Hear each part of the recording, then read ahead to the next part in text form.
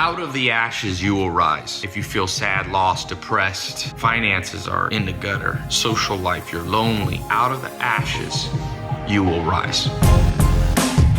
Here in my garage, invest in yourself. Always be curious. Don't be a cynic. Sleeping on a couch in a mobile home with only $47 in my bank account. When everything's burnt to the ground, when you're sad, lost, and depressed, and everything's at rock bottom, you get to rebuild the exact and precise way you want the damn thing rebuilt. Health, wealth, love, happiness, each of these 4 goals. Okay, welcome to episode 102 of the Ty Lopez Show. I'm here with Zach Cookman, and I'm here with live studio audience. We're live also. We were live. You're listening to the recorded version, but the live version, we had a couple 100,000 people on Instagram, Facebook, YouTube, and Twitter live. So in the future, you can catch me live if you want to ask a question. We've been doing some giveaways. My last episode, we just finished recording. We talked about should the rich pay more taxes. We talked about what I think is the only answer to that question. We talked about taxes, how to pay less, but do it right. We talked about how to get investors. Now, here's what I'm going to talk about today. Episode 102 is my story version. And one of the problems in life is that they ruined us when it comes to history. They ruined us. I remember the school system just destroying. I mean, what do you remember of history in school? What did they teach us? The Civil War. What did you learn, Zach? The Lost Colony. The original 13 colonies. I grew up in North Roanoke. Carolina, so yeah, they focused on North Carolina history and the original 13 colonies. Wasn't it Roanoke? Wasn't Roanoke. that his name? Yeah. Even though Roanoke is in Virginia, but he went to North Carolina. That's interesting. Did he end up? The Lost Colony, was that in Virginia? I thought it was North Carolina. Yeah, but I'm saying the city of Roanoke is now in Virginia. Right. Zach's mind is blown by that. Zach is going. But was it Roanoke was the law? I don't think Roanoke was the lost colony, was it? Maybe not. Roanoke was one of the explorers. Yeah. What did they carve into the tree when John Smith came back? All right, you can tell we're real experts on history here. We're struggling, but I'm going to talk about what I know about history, and history is so exhaustive you can't know everything. What I like, and this is what I recommend for history, focus on what you enjoy. I enjoy war history. Why? Because the biggest struggles in your life are kind of like war. You got to be smart. You got to be the general of your own life, whether it's a business or not. So I want to share some of the stories that I know about throughout history that I think are relevant to you and I today, that are much more fascinating when you hear them told as a story versus the school system ruins it for us. By civil wars, 1861 to 1865. World War I is 1914 to 1918. Anybody here? I'll give $100 if you know the day that the World War I ended. It's the year that my grandma was born. She's still alive, 1918. What is the day that it ended? June 1st. June 1st. No, that's closer to D-Day for World War II. There you go. Eddie's heard me talk on this. November 11th. I'll tell you, first story. And this is an ethical dilemma. I'm going to ask you guys your opinion on, was this the right thing to do? Because someone lost their life, probably needlessly. So the way World War I started in 1914, it's probably the most important war in history, or at least modern history. We don't realize that because they don't teach much about it in school for some reason. World War I caused a man to get pissed off at the end of it. His name was Adolf Hitler. He vowed that one day he would get his revenge. Almost 20 years later, exactly, not quite 20 years, he started World War II.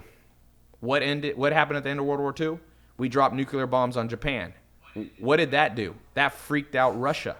What did Russia then do? Start stockpiling nuclear weapons. What did that cause? Something called the Cold War. What did that cause? The Korean War, which we may end up back in now. The reason, and I want to just say this, that I'm doing this podcast episode, I was just listening to Ray Dalio, one of the richest men in history. I think he's worth over $20 billion. He manages hundreds of billions of dollars in a hedge fund that he has. He says the way he figured out how to make so much money, history repeats itself. So he just studies history, and then he can tell what to invest in the future. He understands the trends, you see? And that's worth, hey, who here would study history if you help you make $20 billion? Yeah. See, school system ruined us. No one wants to study history because they don't show us the end results. All the people getting butt hurt that I show, Lamborghinis, Ferraris, jets, and all that, you're an idiot. That's all I got to say to you. You don't understand jack squat about human psychology. Human psychology, you show the reward before you teach. The school system shows the punishment first. Study for a test. Woo! Nothing makes me more excited to want to learn history than to know I get a test at the end. It's like, here, do something painful, and at the end you get something more painful. That's how this modern schools. That's like, here, come in the gym, and at the end you're going to get fatter. Nobody's going to work out then because the gym's pain. No pain, no gain. So imagine if that's how the gym system was. Look, they put up posters of you when you're fatter. Oh, come into the gym, work out, and at the end, we're going to give you more pain. No, nobody wants that. You got to show the reward first. I'm just showing my actual life. My actual life, nothing's a set. The Ferraris and Lamborghinis, I got them before I ever was on social media. I had my first nice car, Maserati, in 2000, either 7 or 8, I can't remember. And then a Ferrari right after. I never posted those on social media. I just like fast cars. I didn't post on fast cars until 2014. I had them for almost 7 years. So people say, oh, fake it till you make it. I didn't fake it till I made it. Shit. If anything, I made it before I faked it. So back to history. World War I, the most important war. World War I, the most important war because it caused even things that are going on right now with Donald Trump potentially going head-to-head with North Korea now. Did you see this one auto guy? There was an American citizen just taken prisoner by the North Koreans. By the time we got him out, he was brain dead. They had put him in a coma. God knows what happened. They said he got botulism, which is not true. He didn't. Very unlikely. So here's the deal. November 11th, the last day of World War I. Now, keep in mind, there had been about 75 million casualties. Now, here's a nasty thing about World War I. If you were a soldier, for every 4 soldiers, 3 of them got killed or injured. How'd you like those odds? All right, guys, there's 20 of us. 15 of us ain't making it. Or we're going to lose a part of our face. We're going to lose a leg. We're going to be horribly disfigured. Well, World War I finally comes to an end. There was what's called an armistice, which is basically we surrender. Germany finally signed an armistice. And they did it before November 11th, 1918. And it was for November 11th at 11 in the morning.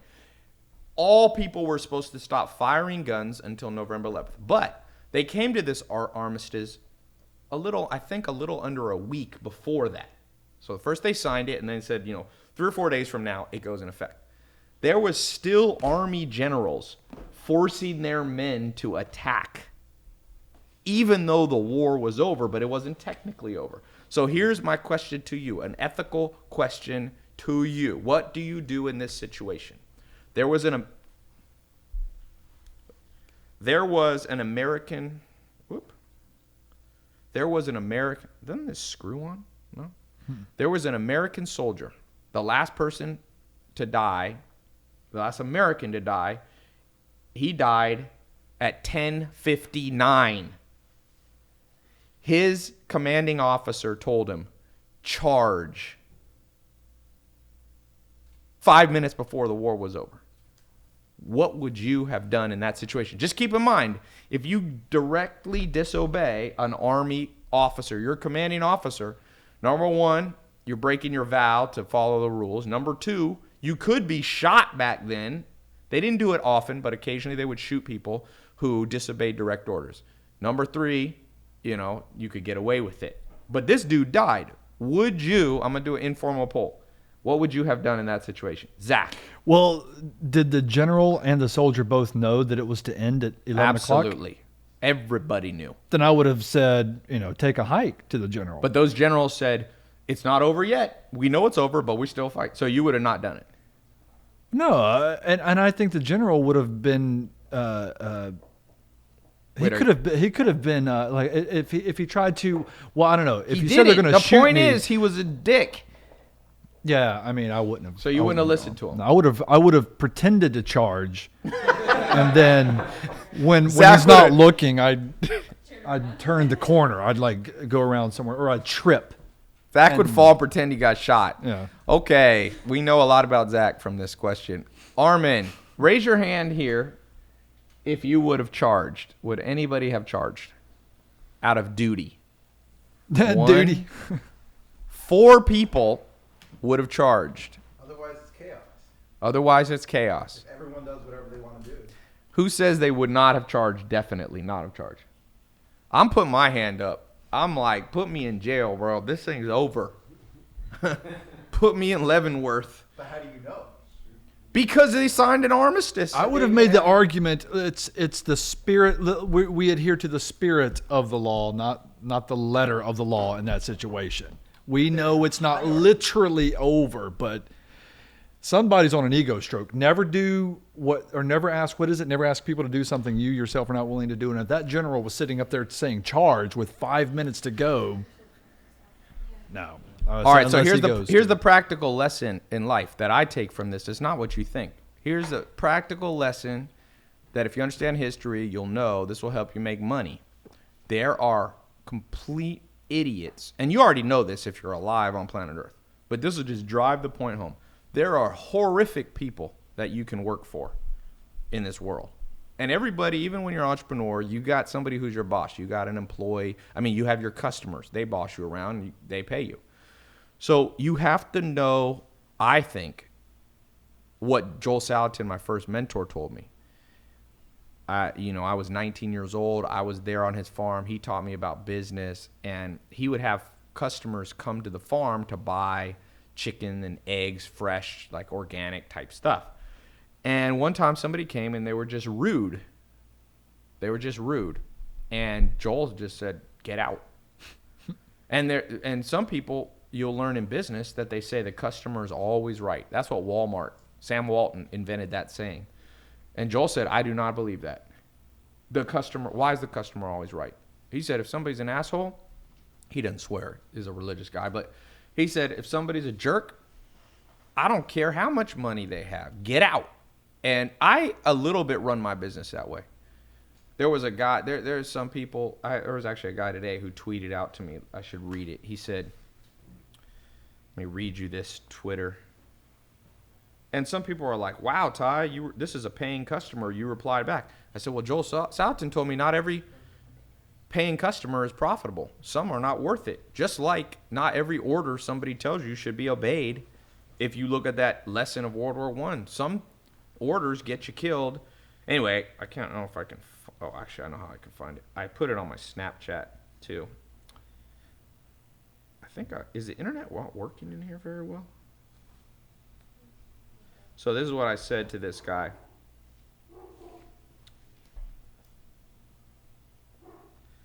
He said, "I just bought Ty's 67 steps. So far, there's no practical advice on how to actually make money." And I said, his name is Kickoff90 on Twitter. I said, "First off, I can see why you're not successful. You don't pay attention. 67 steps is about mindset. It's not about making money, okay?" And I said, I have 130,000 happy paying customers though. So you can see there's one guy, when you guys start a business, if you have 130,000 happy people and you get one idiot, don't worry about it. Now, if you get 130,000 angry customers and one happy one, then you have a problem. But then he wrote back, because these things tend to go on and on. He said, oh, actually, it's still on my Twitter. But he said, "Wait, Ty, you said these are the 67 steps you used to become a millionaire." I said, "Yes. Think about Scarface." Scarface said, first you get the what? The money. Then you get the power. Then you get the woman. He had a progression. You could believe it or not, but that's what Al Pacino said in Scarface. I don't know if it's true, but that's what Scarface said. So what I told this guy, I said, first you get the mindset. Then you launch the business, then you get the money. See, the 67 steps did help me make $1 million dollars or much more than that. Because first they gave me the mindset. Then I took the mindset and I had to understand how to launch a business. That was a separate skill set. And then only then do you get the reward. This guy wanted to go straight to, Ty, just tell me how to launch a business. I've tried to help people launch a business. If your brain's not on right, you'll always make the bad decisions. I'm not going to be there and give you every decision. So you need a decision-making mechanism in your brain. Okay, a decision-making mechanism in your brain. If you think about it, every part of life is decisions. Some people suck. In fact, scientists have devised a scale called the Hexaco scale, which is 25 human personality attributes. It's way more accurate than Myers-Briggs bullshit. I know all about Myers-Briggs. I just went to a damn certification. It's not that accurate. I'm an ENTP. It's about 10% accurate. But what's very accurate, Dr. David Buss, one of the leading evolutionary psychologists, he wrote the textbooks used at Harvard and Yale, and he said, Ty, use the Hexaco scale. So Hexaco has 5 main personality attributes, and then it has underneath each, it has 4 or 5 subfacets. So one of them is called conscientiousness. The only scientifically proven mental mindset attribute that's related to being successful and making money is something called conscientiousness. Now, what is conscientiousness? It's underneath conscientiousness is 4 subdivisions. Now, some scientists have added a 5th one. If you want to write this down, it's very important. She should have told us this in school. Like I said, this is all coming off this lesson of history, which leads to other conversations that I have on my podcast, as you can tell.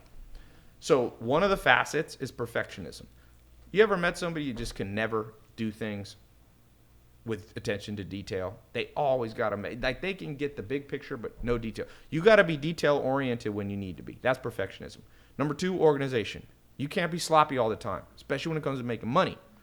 Number 3, somebody said mindfulness is greater than conscientiousness. Well, I suggest you listen sometimes, not just give your opinion. I'm telling you what Dr. David Buss told me, and he spent 40 years of his life studying this. Have you done trials and studied tens of thousands of people? No. One thing I don't like about comments, people talk out their ass, do not know what they're talking about based on nothing. Mindfulness is semantics because conscientiousness is mindfulness, but it's an actual explanatory way of saying it. Mindfulness is bullshit. What does that mean? Focus? That you can meditate? That you can be in the moment? No, a better way is conscientiousness because it explains how to be in the moment. Number 1, as I said, perfectionism. Number 2, organization. Number 3, and this is a very important one, is something called prudence. Prudence. Prudence is the ability to make good decisions. We all have a friend. There's 2 girls they can date. Or, we got another friend. There's 2 different guys. One of them's a pure reject, and one of them's awesome. Who are they going to date? The reject. Who has a friend that always, no matter what, is going to make the stupidest decision? 2 jobs are offered to him. One of them's awesome. One of them's some harebrained. Oh, man, I can't tell you. I had an employee work for me. I won't say her name. This is years ago, back in like 2013. And now he knows. He looks back. But this guy he was working. This is when I had moved back to California. I had a smaller company. So he was getting to work for me, like with me in person. He wanted to learn from me in person. Now I have a bigger company. I don't get to spend as much one-on-one time with individual people. So this dude gets that. He comes to me one day, Ty, I got offered a job. These guys are going to make a ton of money. They're trying to do what you do. And it wasn't a bad break. I was like, sure, go try it. Sure enough, those other dudes were out of business in 3 months. And then he's like, can I come back and work for you? And I was like, no. I wasn't mad when you left. But every action has an opposite and equal reaction. Why would I let somebody come work, me invest my time on you and know that you have no prudence? Anybody comes to you with some harebrained idea, you're going to leave again. And sometimes you got to learn the hard way. And I wasn't doing that to be mean to him. That's how I actually felt. Well, prudence is powerful. And some people just don't have that. Maybe you had idiotic parents. A lot of parents suck. I know it hurts people's feelings to hear that, but you know, my grandma told me my grandma's father, grandma's from Germany, he was a psychoanalyst back in the very beginning, like with Freud and, you know, just long time ago, okay? And she said her favorite saying of her dad was, parents are usually the worst thing for their kids. If you go through planet Earth in America, what's the worst thing? What makes most people idiots? Idiotic parents. Like father, like son, like mother, like daughter. And so if you're somebody who grew up and that particular employee or former employee of mine, let me set this over. That former employee of mine had a bad upbringing. And the reason that I didn't bring him back in also is because now that's how you learn prudence. You make a stupid decision one time, and it comes back and bites you in the butt, and then the next time a decision comes up, you're like, That's why I say, even though I'm all in favor of how Twitter, everybody complains about stuff, at some point you want to live in a world where people have personal responsibility. Like, you can't coddle everybody. Sometimes you have to coddle people. Sometimes you got to pay it forward. Sometimes I do giveaways, stuff like that. But sometimes I tell people, tough luck. You got to do it on your own. You know? And it's a balance that you have to strike. What's very interesting is, you know what politics is all about? It's not about truth. It's about personality types. In America, Democrats, for the most part, are people who represent, they're kind of like a mom. A little kid falls, and the mom comes and says, oh, are you okay? That's a philosophy that I'm often, of course, sometimes it's the opposite, but let's just stick with traditional gender roles for now without somebody being too butthurt about that. But mothers have more estrogen, by the way. For those of you who want to argue with me scientifically, I did a blood test with my cousin Maya. She has a testosterone of 28. I have testosterone of 1197. So anybody tell you, oh, men and women are the same, do a blood test. Because when I got my cousin's blood test back, I was like, you need to go back. They broke the machine. So we called the lab. They're like, no, that's normal. Women have 28 testosterone. Then her estradiol, which is a measurement of your estrogen in your blood, is like, 14 times higher than mine. So oftentimes, going back to this, mothers, estradiol, by the way, if you take a man and you pump estrogen into him, he becomes more feminine. What do I mean by that?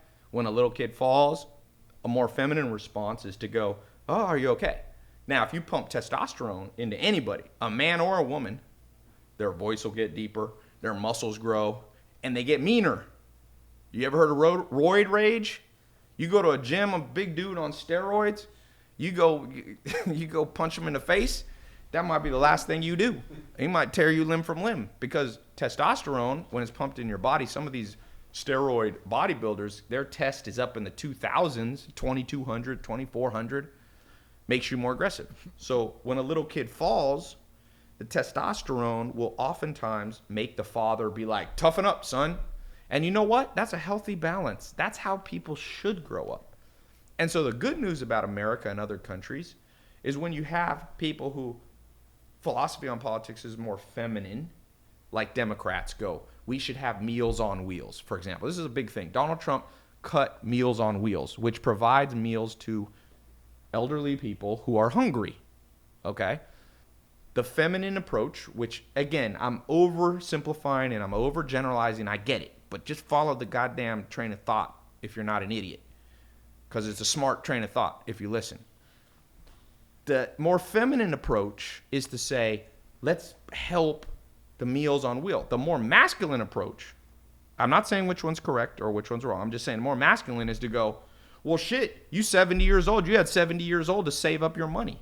Why do I have to take my life savings that I'm trying to save up till I'm 70 so I'm not poor?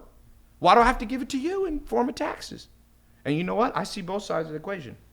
Because when you're smart, you see both sides of the equation. When you're an idiot, you go, no, only Democrats are right. And that's why we have gridlock in Washington.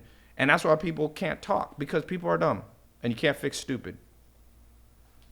The answer for where politics comes from is rooted in personality types and things like masculinity, femininity. Not necessarily. There are some women who are very masculine, some men who are very feminine.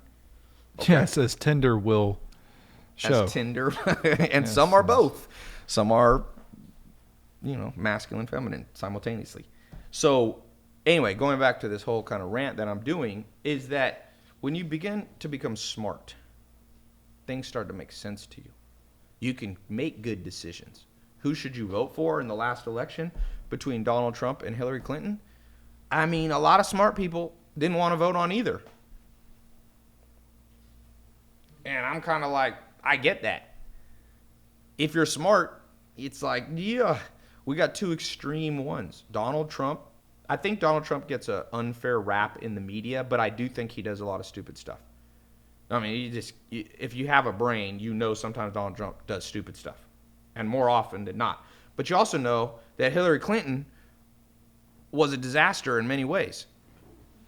And so when you're smart, you start seeing through the lies. It's like the Matrix. You start you're taking a different pill than the rest of the world. You start to understand what's going on in the world. And that allows you, going back to this guy who tweeted to me talking about the 67 steps, that's what the 67 steps was about. It was about how to understand life. And once you understand life, then you start understanding politics. You start understanding business. You start understanding how to make money. You start understanding who to be around you and who to keep away from you and things like that. So it's time for a break. We're talking about the lessons of history, how you can apply them to success today. Remember, Ray Dalio, worth $20 billion, says his secret to making money? Easy. He just knows that history repeats itself, so he studies history and he knows what to invest in. It's like technology. Technology is cyclical. It's not cyclical, Zach. People aren't using buggies anymore, unless they're Amish. Is fashion cyclical? You got your bell bottoms? Fashion actually is cyclical. Yeah. It's not that cyclical. People ain't wearing Victorian dresses hoop dresses from the 1700s. Did you know a common cause of death in the I think it was the 17 or 1800s? Joel Salton just told me this last time I was out there. Trampled by horses. No, women would have those huge hoop dresses, and they would be near a fireplace, and they would just be like la la la, dancing around, and then it would catch on fire, and it was so hard to take off that by the time they got off, they were burnt to a crisp. That's what quickly changed fashion. So that fashion is not cyclical. So with this man bun fashion, the moral of the story is I should walk around and light them on fire so that guys will stop with this whole acorn haircut thing they got going. It'll change the trajectory. So I got a question for you on you critiquing other people's fashion. Zach, who is one of your idols in comedy? I'll say Norm Macdonald. He wrote a show you like called Seinfeld. Oh, Jerry Seinfeld, yes. And who else wrote Larry the show? David. Larry David. What does Larry David say about people like you who wear sunglasses inside? He says only two types of people wear sunglasses inside: blind people and assholes. So you're not blind, right? No. So what does that make you? I was actually voted. It's funny. I was voted in high school as most likely to be an asshole. Really? No, but they're prescription. I need them. Let me tell you the true story. To light. Before we get into history, I want to talk about just a history of about 2 weeks ago. So 2 weeks ago, we're talking about prudence and good decision. Zach's been my friend since I was 14, and so we go to the NBA final game. What was it? 5 we went to, Armin? 4. We go to game 4. We got seats. I got seats, 2 sets. One behind LeBron James, one behind Steph Curry in Golden State. We fly out to Cleveland.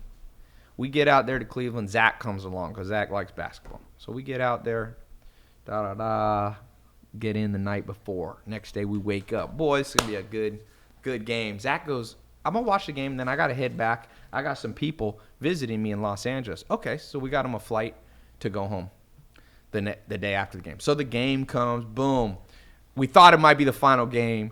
It might be a sweep. Golden State, the first team in history to sweep through the NBA Finals. But no, Golden State went nuts. They hit more. They had 40. Was it 49 Cleveland went nuts. 49 or 50 points. 49 in the first 49. quarter. In fact, my snaps got on the Snap story. I got 6 million views on my Snapchat because it was me behind the bench going, And then right when I was recording, who was it? It was it was David West from Golden State, big ass, stood up in front of me. And so you couldn't see. I'm filming this big 6 foot, what is he, 6'9"? And JaVale, they both. And JaVale McGee, they stood up. Anyway, so we're on the Snap Story. One of my snaps got 2 or 3 million. There was 3 of them got on the official Snap Story. It was like 6 to 9 million views. So it was a good game when Golden State loses and it's going back. So next day, I wake up and Zach had already headed back to L.A. We were continuing on to New York City. So I get a text from Maya, my cousin who was with us. She's like, Zach missed his flight. Oh, okay. He missed his flight. Okay, it's not a big deal. You catch another flight. Get another text a few minutes later. Zach's on a train. He missed the flight and took a 55-hour train instead of just getting another flight. Not because he wanted to go on a train, but because Zach thought that he couldn't get on another plane because he had lost his ID. But when you have good prudence, as we were talking about, decision-making ability, you don't get stopped at the first obstacle. You know that if you lose your ID, you can tell them you lost your ID. They'll do a secondary way of screening you. Literally, the TSA will check your Facebook. And Zach doesn't look like Zach looks all American. Let's just face it here. And we know the TSA is probably a little bit racist, just to be honest. Okay, Zach's the whitest man in America. That's why I grow out my Taliban beard to. You have a red out, beard. You have a red beard. They're never thinking you are ISIS. So instead of Zach, and by the way, his train ride he booked it last minute, so they didn't have a sleeper. So he got to sit up straight like this for 55 hours. It leans back. It leans back. Yeah, it's like an airplane. He got to lean back. He's having neck problems at the end. He lands in LA. Time my neck doesn't feel good. Well, 55 hours. I got a hemorrhoid. One of my favorite stories, not to belabor this point, but this is funny. Zach is afraid of airplanes. I've helped any of you who have. Well, not specific. Like I don't see them, and I'm not afraid of an airplane. I don't run if I see one. You're afraid of I don't them like to crashing. fly. I don't want to fly. Okay. Yes. Thank you for the technical precision. He is not afraid of the machine called an airplane. He's afraid of getting in one and going up in there. So Zach he says to me, this is a few years ago. It was cool. I remember this because I got tickets to the red carpet. We got to see the premiere. What movie was it? Interstellar? Interstellar. This is 2014, I think. December 2014. So Zach goes, I'm going back to Texas for Christmas. I go, okay, you going to fly back? No, I'm going to take the train. Why? I'm afraid of a plane. First of all, probably more people die in a train than a plane. Because have you ever seen the people on a train? These are mass murderers. And on a Greyhound bus. So Zach has to leave early. You didn't even get to mass murderers. Remember on the Greyhound bus? A guy chopped on a Greyhound bus a few years ago. I used to live with the Amish when I was young, and they don't take airplanes, so they would take the bus. A guy started chopping people's heads off in a Greyhound bus. Which is why I don't take Greyhound. I do the train. The Amish live a very sheltered life. They're awesome people in my experience. And the Amish... Poor Amish. The Amish, their experience of non-Amish people is Greyhound bus people. So a lot of people go, do the Amish kids grow up and want to leave the Amish? I'm like, no, they go on a Greyhound bus and they look around, people chopping motherfucking heads off and all this stuff. But anyway, so Zach, didn't you have to leave early? You didn't get to see the whole Interstellar. Right. So he misses. We're in there with only the media seeing Interstellar. Zach takes the train. During the movie, I get a text, and I'm like, what is it? Or right after the movie, I think it was. He goes, Ty, I think I might have made a mistake. And it's a picture of a man with no shirt on. No pants on, about 300 pounds overweight, sweating, and literally had his man boobs, and he's sitting next to Zach and had taken, it was hot apparently in the train, so my boy took all his clothes off, and Zach got to spend, how did he smell, Zach? And then did he smell not only good? that, so his shirt was off, and he proceeded to eat 2 cheeseburgers and a pizza, all by himself. And he had just had open heart surgery, I think 3 weeks prior to that, or like just gotten out 3 weeks prior to that from open heart surgery. All I could think was, hey man, You play with fire, you get burned. You go on the train. So the moral of the story is Zach's decision-making skills. Well, no, the whole thing about the ID. Who in here who heard Ty explain you don't need your ID to fly, that they'll do secondary type of checks, knew that before Ty said But who anything? here wouldn't have asked and would have instantly My gotten on whole a train? life, my whole life, every time I board, they go, I need to see your ID. So I just thought you have to have ID to fly. It made sense to me. Is it not okay? Just to play devil's advocate, I see kind of Zach's story, but not side story, not really. Has anybody ever heard of the concept of asking? Zach, you just ask before you're at the airport. You went through. You are there. In Zach, here's my impersonation of Zach. Do you have your ID? He looks through, doesn't see it, turns away, walks off. I don't even never answer. to return. I don't even answer Zach to give doesn't them the even chance answer. to say, but you don't need it. But sir, wait. So here's my theory on Zach, and then we're gonna get back to history in a second. Zach needs a wife. So if any of you, I saw a tweet. No, now I can look there. We got a camera. So I look there.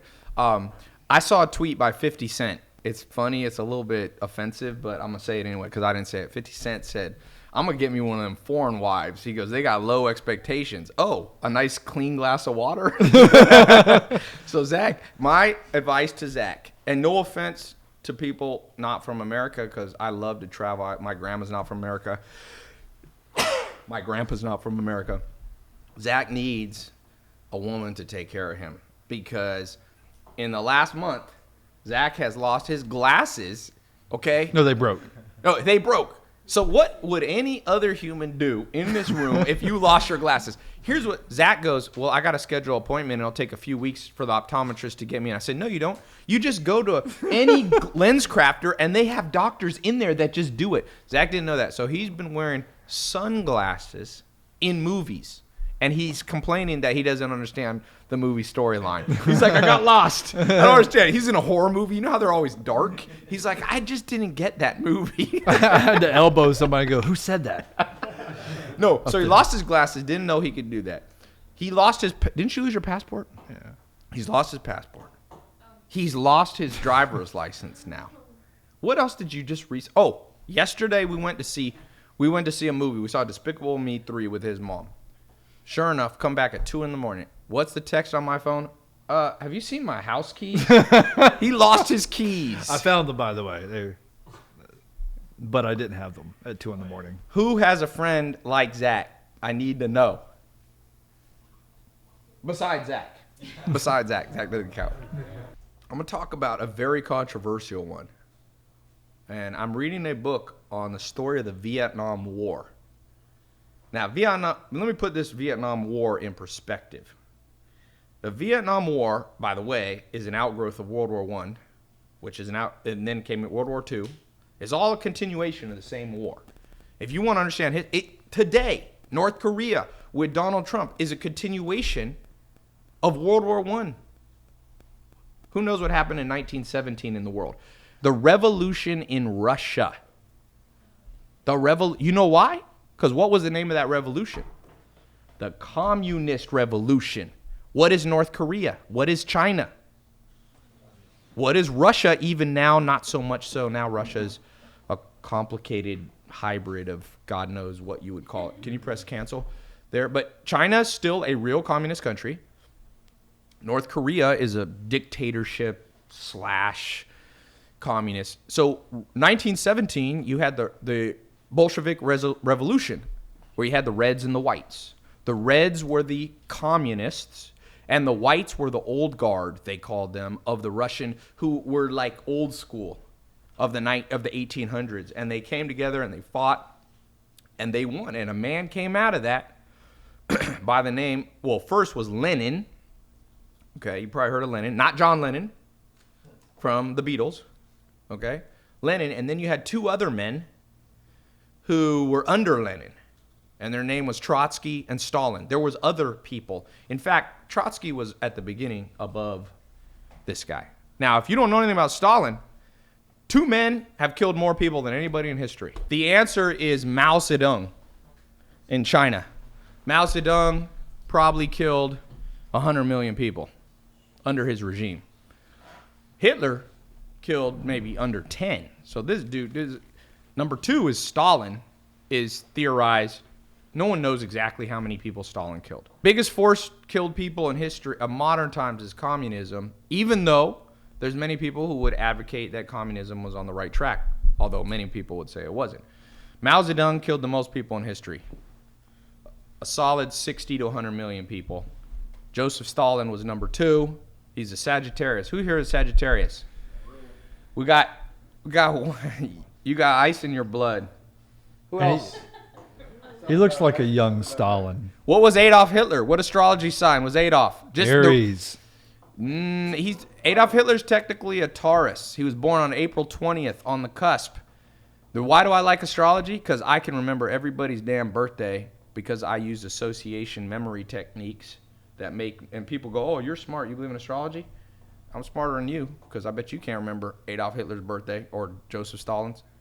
See, you got to learn how to use your memory, which is association techniques. You associate. It's too hard to remember dates. It's easier to remember stories. So Adolf Hitler's on the cusp. He's a Taurus. But we're talking about why you need to know this. Why does it matter?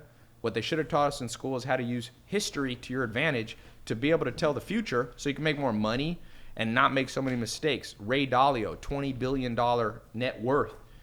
How does he pick what he invests in? He says, I study history. So I'm reading his book about Vietnam. And by the way, that's the byproduct of what happened in 1917. Bolshevik Revolution starts. Guess what? 50 years later, 1967, the late 60s and the early 70s, America is in this conflict with Vietnam. Now, tell me if you knew this. Why did America not go full crazy ass on Vietnam and drop more bombs? America dropped more bombs on Vietnam than all of World War II that we dropped on all Germany and all the Pacific Theater, Japan, everything. Why didn't we drop even more? And China didn't want people on their border, so Russia was somewhat back. Russia supplied the arms. So here's what happened. The Viet Cong, which was northern Vietnam, they said, guess what we're about to do? We're going to surprise the Americans. On the day of the Tet Offensive, which is a big holiday for the Vietnamese, we will attack every single city simultaneously, every American base from within. They smuggled arms in. And guess what? That Tet Offensive was nasty, and it basically got America out of there. And the interesting thing about this book, oh yeah, let me try to find the book here. It's called, if you want to read it, this is only for people really into history. Can you guys scroll through my Snapchat and see if you find it? It's one of a couple books. This one's kind of dying. You could just go on my Snap story and find it. It's from the other side of the story. And one thing that's hard to do, and it's the mark of an intelligent person, is to be able to see both sides of the story. Why do I hate politics? Because everyone who likes Donald Trump only argues Donald Trump's side of the story. Everybody who loves Hillary Clinton, Democrats, Bernie Sanders, they're so small-minded, they can't expand their mind and see the other side of the story. And Charlie Munger, one of the guys I look up to, the billionaire business partner, and Bill Gates says he's the smartest person he's ever met. He says you're not allowed to take a position in an argument until you can argue the other side better than they can. See, if you want to be a badass, you be able to argue the Donald Trump side better than the Trump fans can. And if you're a Hillary Clinton or Democrat or Bernie Sanders fan, you should be able to argue. I'm sorry, if you're a Trump fan, you should be able to argue for Bernie Sanders or Hillary. It's a mental exercise. We got all these people trying to get six packs. We got P motherfucking 90X. We got all this. Where's the people with big brains? Because the hardest exercise you can do in weights is lift a lot of weight. Do something that's hard. What's the Ronnie Coleman says everybody wants to be big, but not everybody wants to lift motherfucking heavy weights. Rome, you saw him yesterday on my Snap. He can lift heavy weights. He's out here repping 500 pounds on a bench press. And he's got big muscles. Well, same with brain power. We got people with no brain power. They only see their limited worldview, and they can't expand. So this book is fascinating because it shows you, it's not completely on the Vietnam side, but it shows why the Vietnamese fought so hard, because America was out here slaughtering people. At one point, we were on like a 200-to-1 ratio. One American soldier would be killed. We would kill 200 North Vietnamese, Viet Cong, villagers, all these people, and they wouldn't give up. And here's why. And Lyndon Johnson was not a student of history. George W. Bush also was not a great student of history. Another guy that didn't know history and got his butt kicked was Saddam Hussein. Saddam Hussein didn't know that if you mess with a man from Texas, he might shoot you. And he ended up hanging from a rope. Now, George W. Bush didn't understand, on the flip side, George W. Bush didn't understand, do not have a land war in Middle East. His father, I like George W. Bush. Herbert. George H., thank you. George W. Bush didn't study enough. George H. Bush, he had a war. It's called the First Gulf War. What did he do? He took Colin Powell. He said, we get in and out of this bitch in a month. And they got in, and they whooped people, and they got out. Because he had studied history. The Russians went into Afghanistan. Man, I was reading stories. The Russians, America gave the Afghanistanis these special rockets called Stingers. You could put them on your arm, and you could shoot down. I think they were either heat-seeking or radar. I think maybe heat-seeking. These huge, like, Chinook type. They weren't Chinook. That's an American helicopter. This is not a good connection for the future. And so the helicopters that the Russians had, they had these huge transport. They'd have 50 guys in there, and they'd be going through the Afghanistani valleys, and one dude would sit there, boom, and shoot them out of the sky. America was supplying them to them.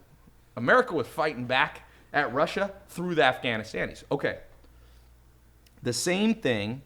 What was I just talking about right before that? I was talking about. Oh, yeah, George W. Bush. So George W. Bush studied the history and said, Russia got their ass kicked by these Afghanistani villagers. America didn't get the memo. And I don't mean to discredit any of the veterans and people who have lost their lives, because you were following orders and you were doing what was best, and I salute that. I salute the troops. But I also know that presidents got to make good decisions, because if not, a lot of people die. And George H. Bush, in the first Gulf War, what year was that? 01? 91. 91. Thank you. Zach's great with the years. In 91, almost no Americans died. We went in. They say that in that battle, not one Iraqi airplane even warmed up their engines. We had jets sitting up there and hit them from 35 miles. Well, the second the heat-seeking, the engine turned on, and no one died. Except the Iraqis. Okay?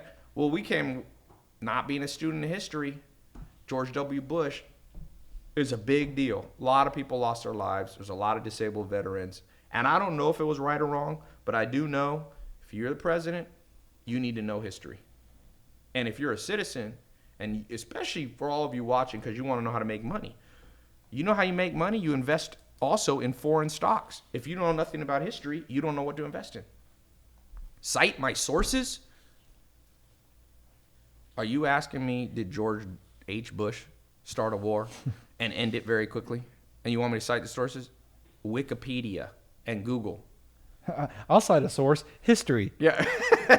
This dude, cite a source. Okay.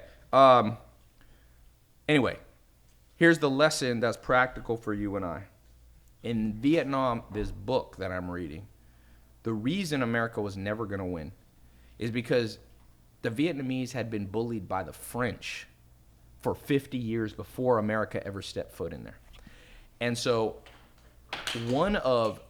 every single North Viet Cong person had already lost their grandfather and uncle to foreign invaders. So they were pissed off. So when America came in, they took all their anger against the French and they said, we will never give up. And they didn't, and we had to leave.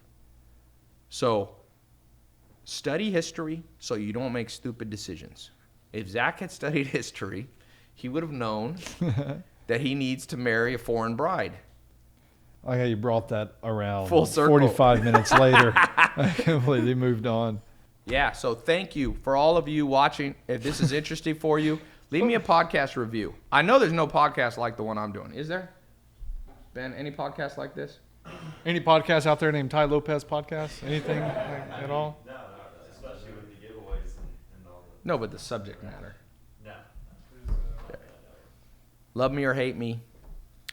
Somebody said you wrote the Wikipedia page. That's your source. Yeah, I wrote the Wikipedia. I literally wrote that America won the first Gulf War quickly. All the hundreds of thousands of veterans that went through that aren't good enough testimony for this guy. You meet people with hoax. People are like, how do you know man was on the moon? Okay, well, we got a lot of video. Arms, people went to the damn moon and came back. No, they could all be lying. Were you there, Ty? Do you believe China exists? Yes. Why? You ain't never been there. You can't use that. Conspiracy theorists crack me up because they're like, I won't believe it unless I see it. You invent a time machine, and then you can prove it. Or else you're going to have to take other people's word for it a little bit. Okay, someone said you should be my business teacher. Do I believe myself? No. Sometimes I'm wrong, and sometimes I'm right. But I'll tell you what will make you right more often than not. Read, study smart people who know what they're talking about, and then you can absorb their material into your brain. Yeah, the earth is flat. The earth is not flat. Yes. There's the earth. You think the earth is flat? Oh, hell no. Let me tell you why I know the earth's not flat. No, but I'm gonna blow this theory. Just let me. Did you know? Here's another history thing. I forget which physicist centuries ago proved things like the world isn't flat and that it revolves. He shot a cannonball straight up in the air, and it landed in a different place, not back on his own head. Things are moving. The earth is revolving. Come on, man. The wind. It wasn't the wind. It was a damn cannonball. I got a question for you, and this is the final one. I'm going to give $100 to the first person who correctly answered. This one's going to go quick. Somebody said it. It shot him in the crotch. Yeah. No, it shot straight up in the air. Okay, question for you. You go to the top of a building, the Empire State Building. You have, and we're assuming it's completely non-windy. You have a penny, or let's say you have a rock this big, and you have a 500-pound weight. You drop them. Which hits the ground first? Ready? Go. There we go. Right there. YouTube, Kevin Gill. Sheesh. People got to get with it on these other ones. The answer is they hit the ground at the same time. You know that this is why I want to tell you this funny story. Did you know people argued over that and were going to hang people? This is like in the and then one guy just did it. Anybody could have done it. One guy, they go, no, they argued over, no, it's not possible. One will hit, and then one guy just went, nope, and they landed at the same time, and everybody was like, oh. That's how I feel like the world is. People will argue with you, and then you just show them, and they're like, oh. And I'm like, 5 minutes ago, you were the most sure person. You were willing to hang a man. Excommunicate me from the Catholic Church. Okay, thank you for being on episode 2. Guess what? We ain't over, because I like to record all my podcasts at once. And this going on SoundCloud, iTunes. Leave me a review when this comes out. You guys watching live, you're watching it ahead of everybody. But, yeah, okay.